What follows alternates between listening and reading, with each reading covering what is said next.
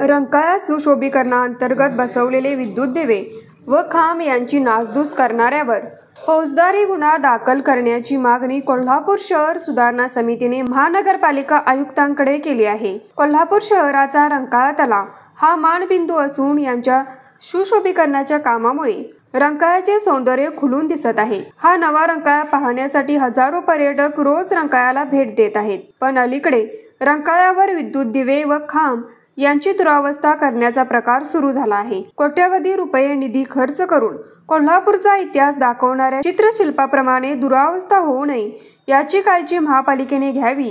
रंकाळ्यावर विक्रीसाठी येणाऱ्या परप्रांतीय फेरीवाल्यांकडून रंकाळा घाण करण्याचे प्रकार घडत आहे, त्यांच्यावर आरोग्य विभागाकडून दंडात्मक कारवाई व्हावी। तसेच रंकाळा सुरक्षेसाठी सुरक्षा गार्डची संख्या वाढवावी।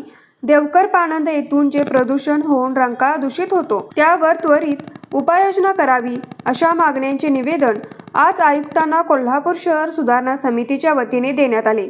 जर छोटी घटना म्हणून या घटनेकडे गांभीर्याने कारवाई केली नाही तर महापालिका प्रशासनावर कायदेशीर कारवाई व्हावी यासाठी प्रयत्नशील राहणार, असा इशारा यावेळी देण्यात आला।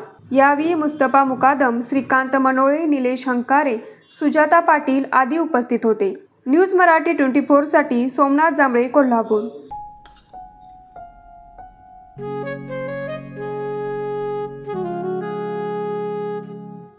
बाबा, आज येताना बासुंदी घेऊन या ना।